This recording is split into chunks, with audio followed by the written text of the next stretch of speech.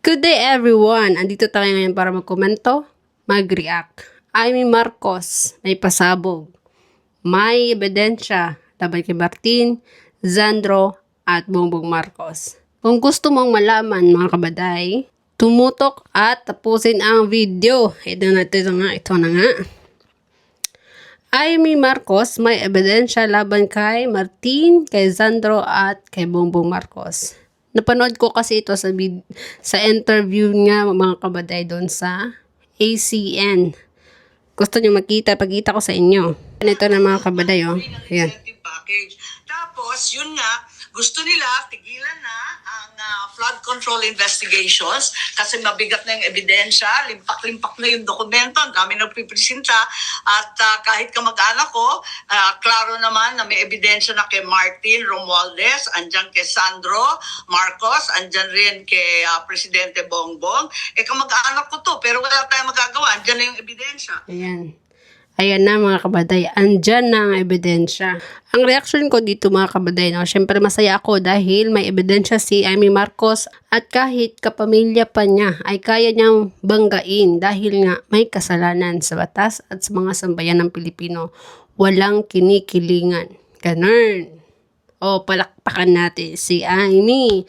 Sana nga mga baday no, na imbestigahan na ito at para malaman natin at nakita natin ang mga ebidensya kung nasaan ng mga bilyong-bilyong piso ng flood control at iba pang mga pera na sana ay mapakinabangan ng mga Pilipino. Siyempre masaya tayo dun kasi at least may hawak na ebidensya sila at least alam natin na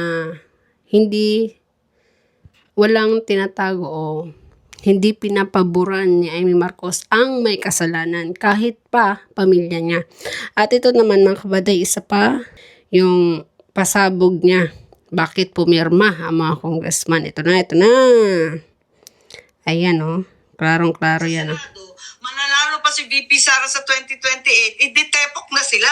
Kaya ang pag pinag-uusapan, ikasa na ang CONAS. Palitan ng konstitusyon, dagdagan ng 3 taon ang mga kasalukuyang kongresista and extend the term even of the president until 2031. And no elections except perhaps for local positions.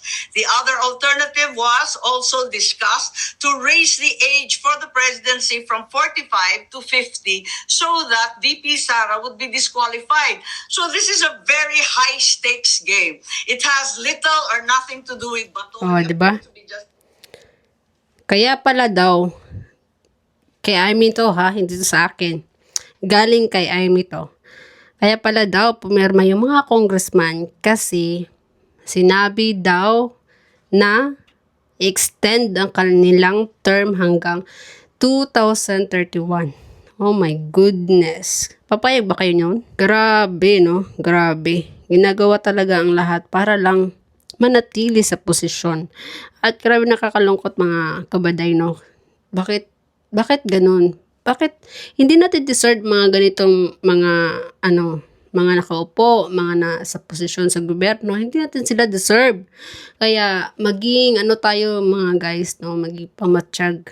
Dahil hindi biro na ngayon grabe na yung mga korupsyon at grabe na yung ekonomiya natin, bagsak na ekonomiya natin. Tapos ganito pa ang ginagawa nila, gusto pa nilang walang eleksyon sa 2028. Syempre, ang hirap nun mga baday kasi hindi natin alam kung saan tayo, baka sa kungkungan na tayo pupulutin. Kaya mga kabaday, yun lang ang ating update ngayon mga kabaday. Salamat at mag-like at follow sa ating YouTube channel at meron din tayong FB, Baday Fly PH. Thank you.